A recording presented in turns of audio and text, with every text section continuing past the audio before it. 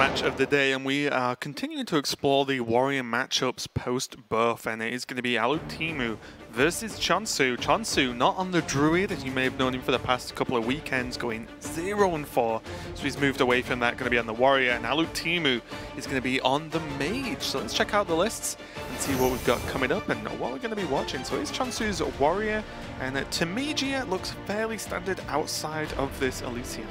Yeah, I mean, this looks like old warrior, like 3 weeks ago warrior. And while we've criticized Che0nsu a lot for bringing Token Druid in the past, I do think he's a very solid player, so I think it's good to see him on a proven, solid deck. And it's also very interesting to see that his secondary list is the old way that you tech for mage as well, with the double BGH and Super Collider, although we've seen other warriors moving towards having more aggressive tech even. Things like Kor'krun Elite, I think we saw from Patra. I like Kor'krun Elite. Yeah, I think it makes a lot of sense. So maybe Che0nsu's rocking something that is a little bit outdated, but I do think it could still get there against the mage. Yeah, one heads up thing though with this Elysiana in the main deck, he is going to be facing Rivius later this weekend. That's his second opponent, who is playing warrior. Yeah. So having the field where we have so many warriors this weekend, the Elysiana main deck could get him that early win in the mirror matches if he was going to run into him. And one out of his 2 matchups is a mirror match. So pretty good heads up stuff there from Che0nsu. Let's check out Alutemu's deck, which is going to be the solo mage player for the weekend. And look at some of those cards, mainly the stick out ones, as you can see. Lunar Pocket Galaxy now a 5 cost down from 7. So received a huge buff when you consider that a lot of cards, if they take a 1 mana hit, it's a big nerf. But this was a 2 mana reduction, so Lunar Pocket Galaxy can make truly nutty things happen in this mage list. And I think the polymorph is there just as a bit of an insurance policy in terms of getting blown out by some of the decks that can go a little bit bigger faster than you. Yeah, I do think Alutemu probably expected more mages like him in the field, but after the 0 mages last week of APAC now, Alutemu is the only brave soul who came back to playing mage. And this list may be not so great for the other matches, having the polymorph in there, and the double Frost Nova is great against mage. I still think this deck is just super solid, and with the buff of Luna's Pocket Galaxy, as you mentioned, cards like Antonidas are unbelievably more powerful when you can get that for a 1 mana. Yeah, it's a huge deal if you can get it off, and not too much of a sacrifice. It's just a single card, and at the 5 mana slot, you do have some space around that point in the game anyway. One thing I'll mention as well is Alutemu, the only mage, as you said, he is gonna have to prove his worth against Warrior though. Yes. He has Che0nsu today, and then Tom60229, who is also playing Warrior this weekend, which means that I feel like it's still undecided, this matchup, because so many different players have said different ways to play, different who's favored, different playstyles, different techs, and so on and so on. I feel like this really is just still up in the air. There are players who think you play as the mage extremely, try to be more tempo-based than the warrior to just get ahead and hope they don't have the removal. There are players who think you can go slower and make waves of big boards, that the warrior's brawl just isn't enough to clear, and a lot of warriors, at least not too long ago, were only running 1 anyway. So it's a tough one, and Alutemu's got to put it out there. He's currently 5-1 in the Division 8 standings. He's at the top of the pack, and he has to really show his knowledge of this matchup this weekend to stay there. Yeah, conversely, Che0nsu is, I think, at the bottom of his division with 1-5, and I will stop ragging on Token Druid from here on out, because now he's got a good deck, I think, for the matchup. And as you mentioned, of course, mage versus warrior is still up for contention, but at least the secondary deck still has that Super Collider, which is super effective in the matchup. Yeah. Here we go. Game number 1, Alutemu, Division A leader against Che0nsu. Division A bottom place at the moment. Che0nsu got a reasonable curve though, just this Town Crier going to help him draw into more, at least spot removal, which at least Militia Commander is often used as. Yes, and Alutemu's got a pretty good hand for himself as well, with 2 of those 3-cost cards that fill his hand to make the Mountain Giant a little bit expedited, just hoping to pick up a Conjurer's Calling for the Mage bread and butter to be complete. Ooh, double Arcane. Does this mean you ever coin Arcane?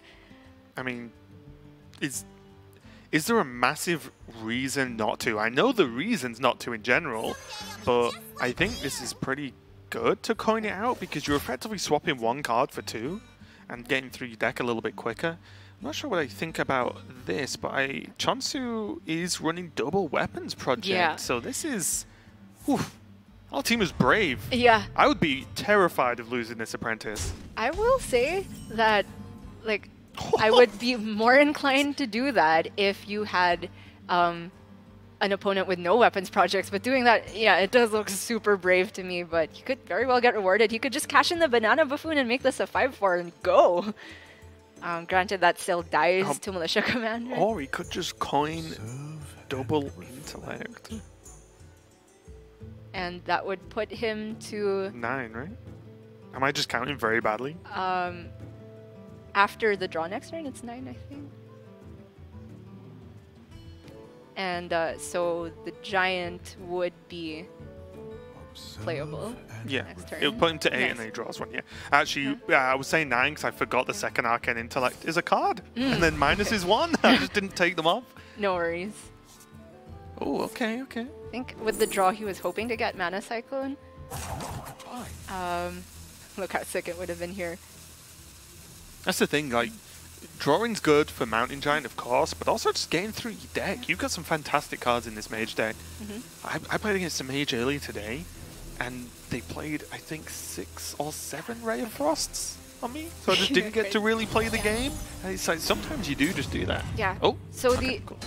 the mirror images here was a tough decision for Alutemu because it does protect his Sorcerer's Apprentice from Militia Commander and things like that, but it means the Giant is not playable next turn if it gets played. And Che0nsu just drew the Warpath, which is absolutely insane here. Pretty sure you rip that every time. Yeah.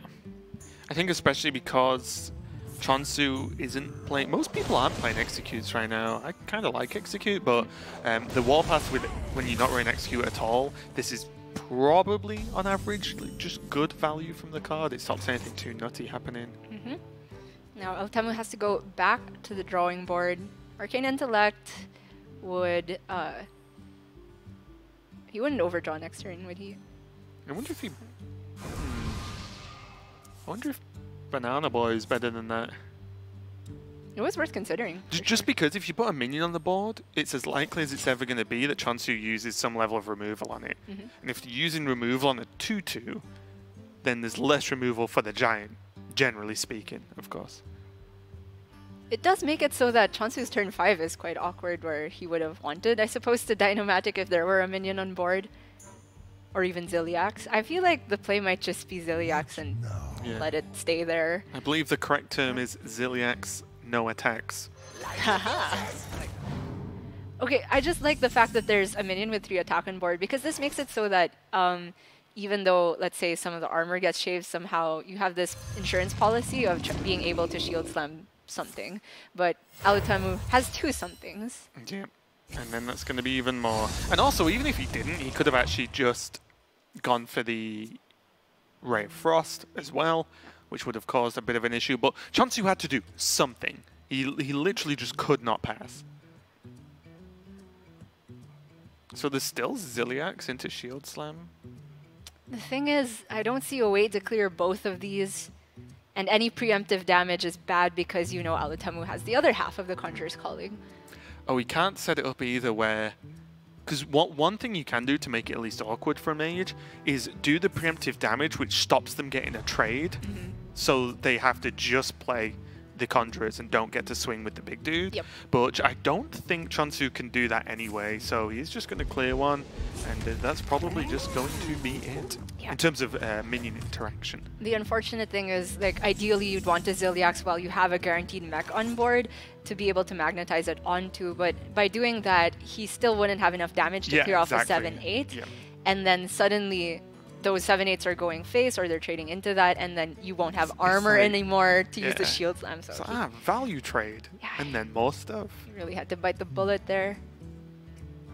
Che0nsu's main deck is not running any Super Colliders, which is definitely something that Alutemu was happy about and probably feels a bit more free.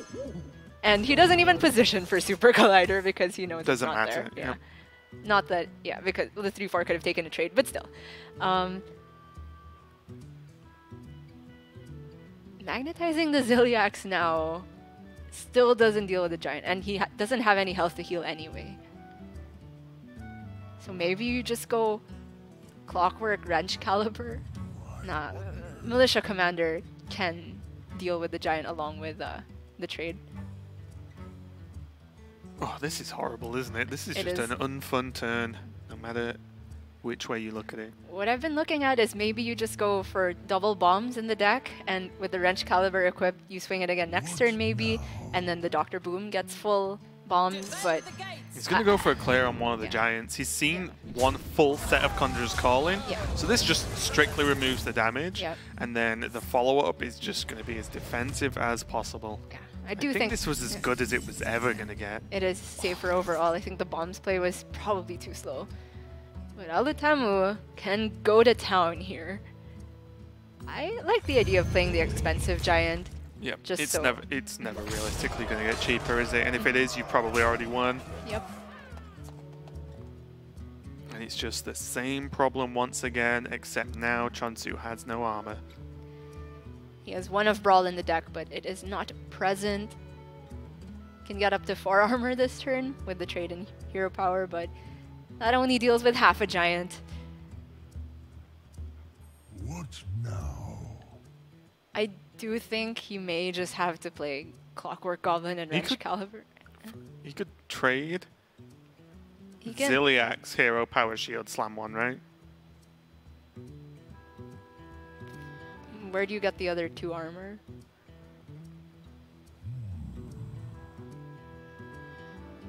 From the trade. Oh. You do 4 with the 2 minions. And then the hit from the rover plus the hero power, right? Would be the extra 4, the total 4. But wait, you want to hit with the rover and then hit with the Zilia? That doesn't work, Separately. right? No, Oh, separately. you don't magnetize Yeah, no then. magnetize. That's the problem. You can't Oh, okay, magnetize okay. if you do. Yeah, I'm just yeah, thinking yeah. of the extreme Yeah. circumstances to kill a giant. Right, But yeah, sorry, yeah. no Okay. magnetize. You hit with the rover. You hit with the Ziliax. Armor up and shield slam would Okay. have killed a giant. Yeah.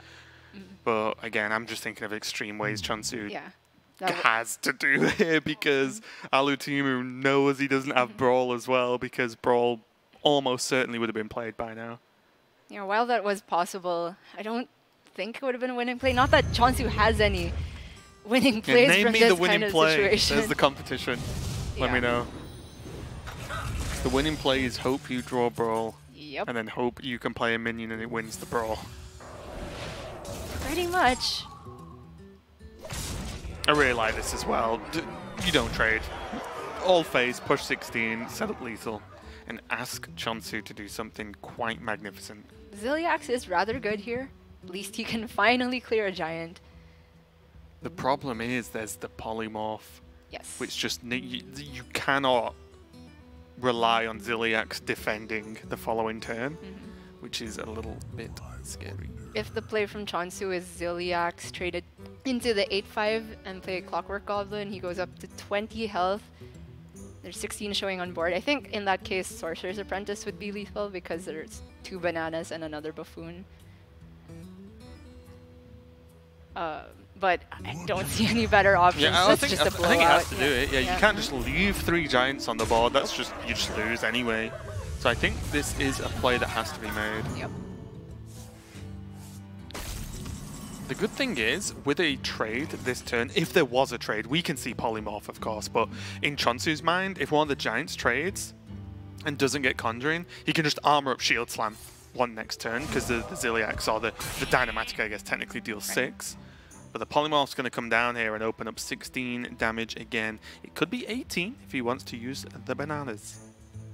So even push 18 and Nova? Yeah. But with- Che0nsu just doesn't have Brawl, right? Yeah. So you just push, He's you got put the him to hard 2 one. and Frost Nova. I like it.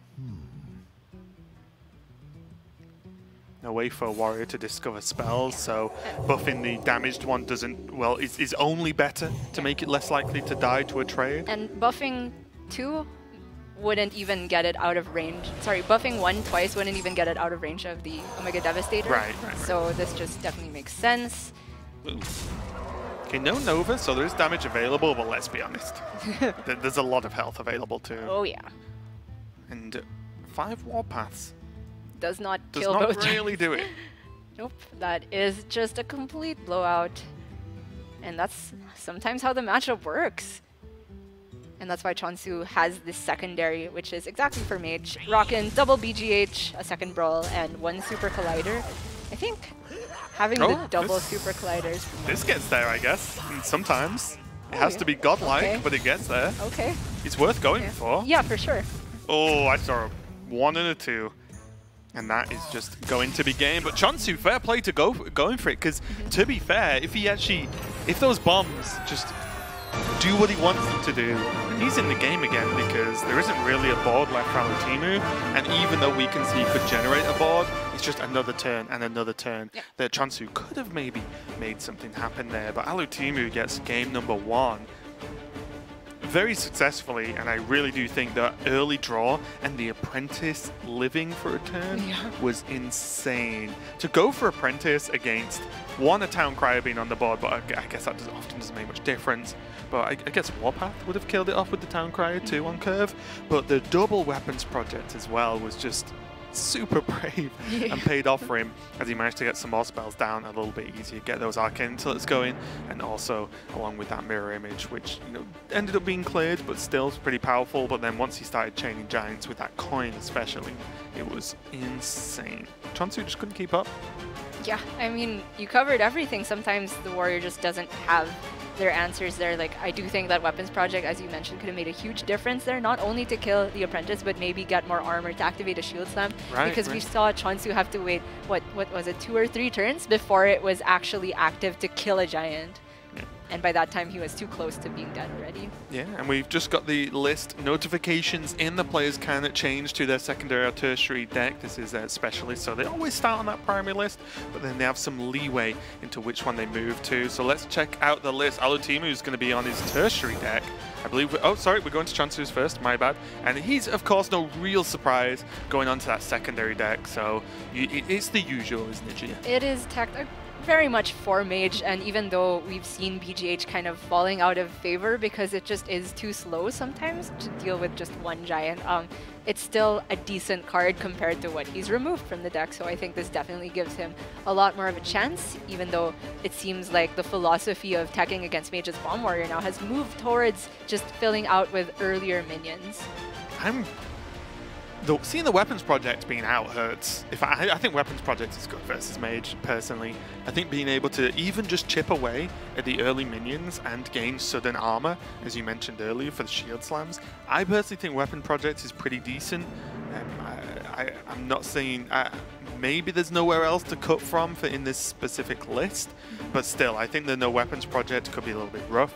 But let's check out Alutemu's list. He has moved over to his tertiary deck, and this is a bit of a new style we've been seeing from the Mage. This isn't a usual tertiary deck of, say, Astromancers and stuff. This is actually a Messenger Raven, always a fan, a Sandbinder, which I think is a very good card right now, especially for the Giants specifically, but Sandbinder in this deck basically draws you 2 of your best cards, or 1 of 2 of your best cards. Yeah. And Twilight Drakes too. I have to say, this is probably my favorite sideboard out of everyone in APAC this week, because I think that the way Mage techs for Warrior, just as the new philosophy of teching for Mage as Warrior is to have earlier minions, I think that's the philosophy for teching against Warriors Mage, is to have these mid-range threats like Twilight Drake, which since the beginning of time, Warriors have kind of struggled to answer, whether it be against Handlock or now in Mage. And having things like Astromancer, while on paper it looks good, usually if the Warrior is still safe to that point where you play Astromancer on curve, then they can probably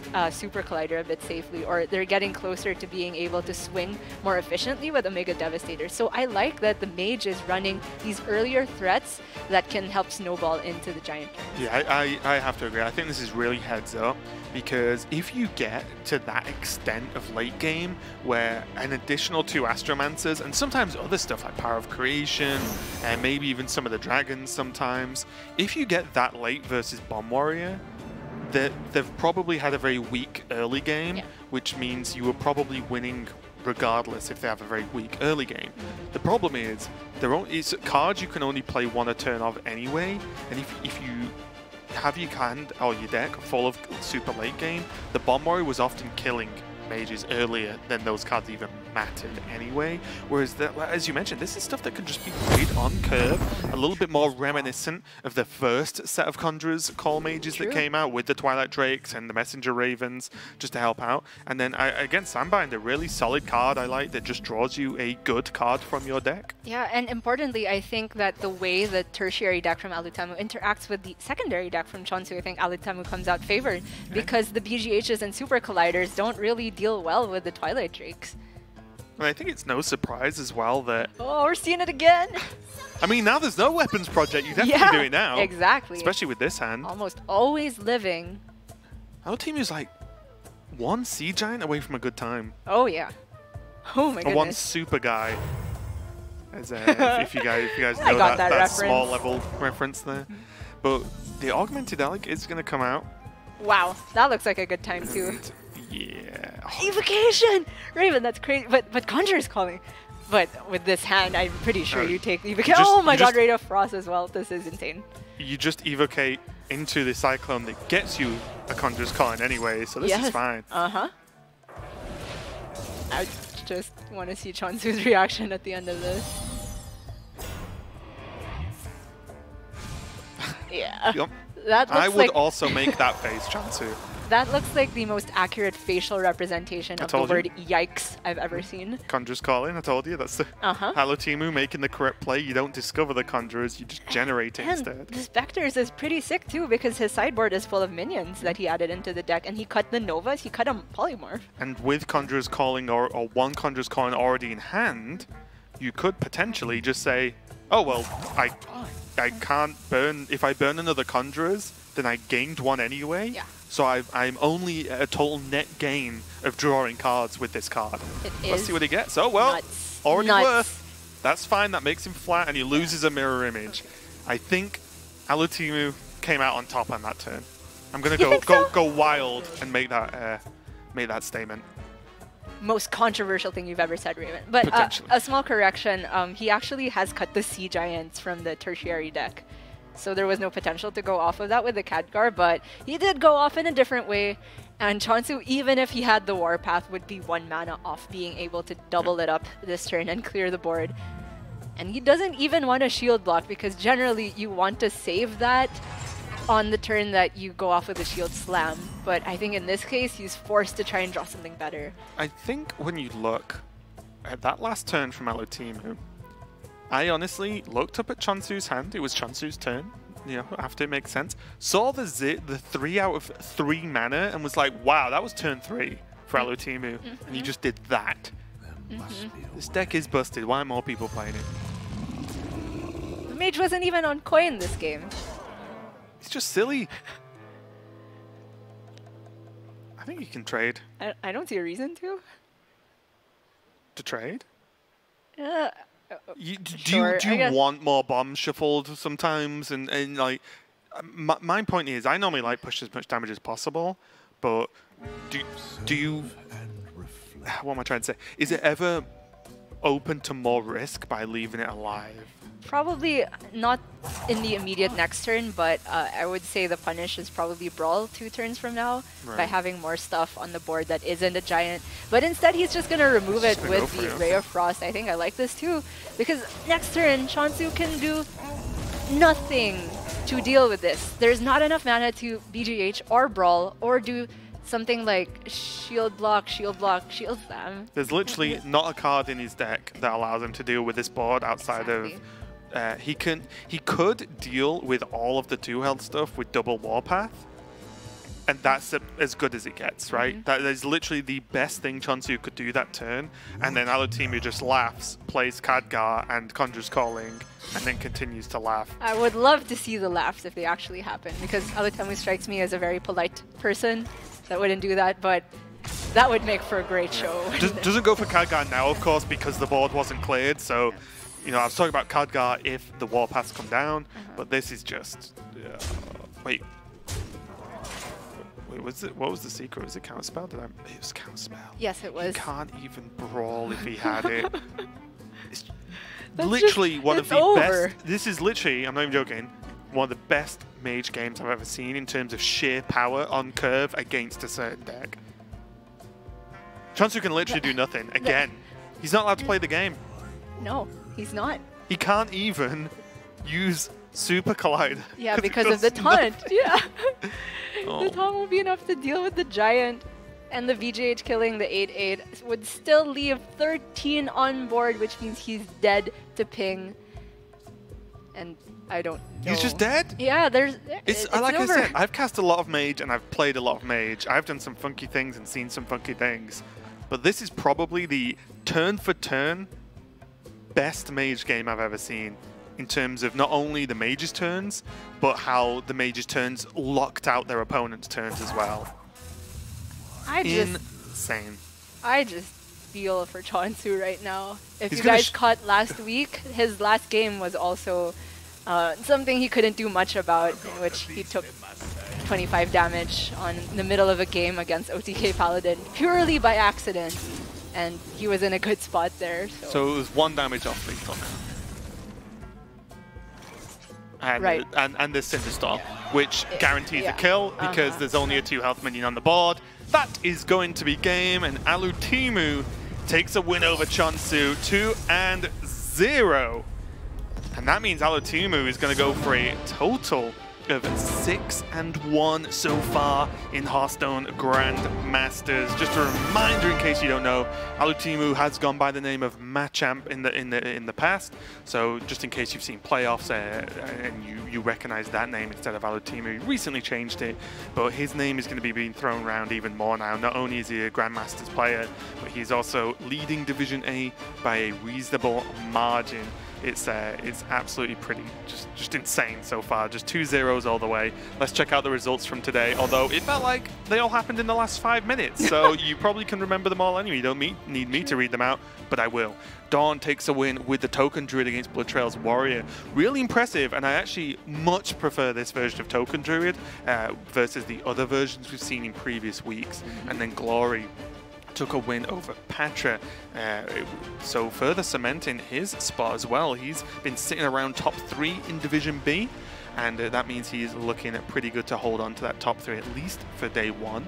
And then we had Che0nsu just do stuff with this rogue deck. If you're going to watch one match, watch this feature match for today. Sure. If you're just tuning in, you've just missed the day because it was quick, because it was all 2-0s.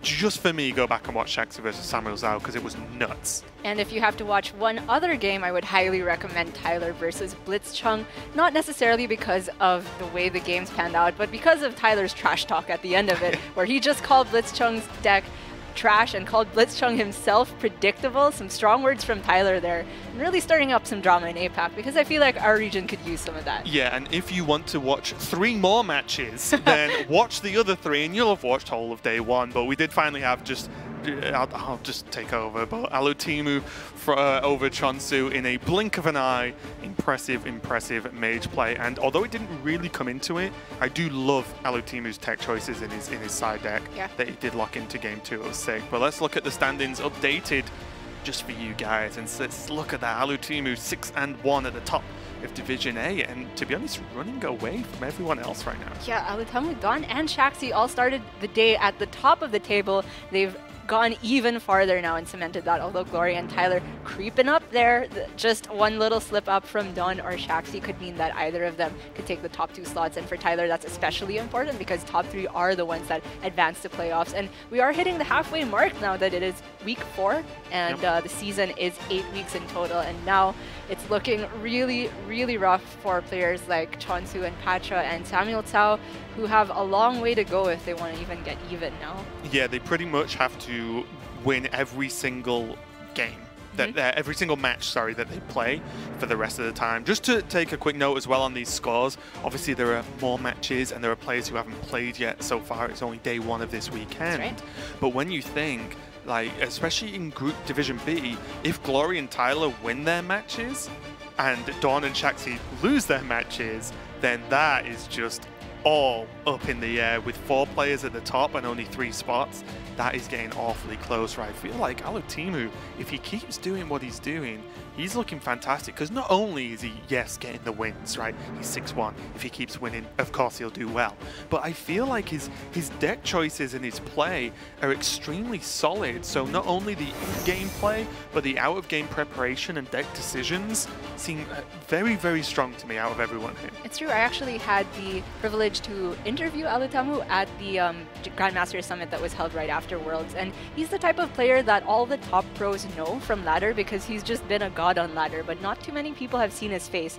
The only first time I heard of him playing at a tournament was at HCT Tokyo, and then didn't hear much from him afterwards except for some playoffs appearances. But in his interview, he said that he was actually pretty comfortable with this specialist format, being somebody who is a ladder grinder, somebody who considers anything below top 25 legend as dumpster.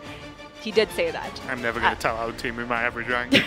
But yeah, I mean, maybe the format is just something he's comfortable with, because on ladder you do just, generally, if you have that one deck and a few tech choices, you can just keep queuing that up. And he's just got the read on the field pretty well every single time, and his play has been up to par to match it. Yeah, he's been doing really, really well, but it is only day number 1 for us. We've got 2 more days this weekend, but most importantly, we are done for the day, and we've got Europe coming up soon, followed by Americas, so the Hearthstone never ends all weekend. We hope you enjoyed the matches today. Went by super quick, so hope you appreciate that one. We've got plenty more coming up for the rest of this weekend, so we'll see you tomorrow.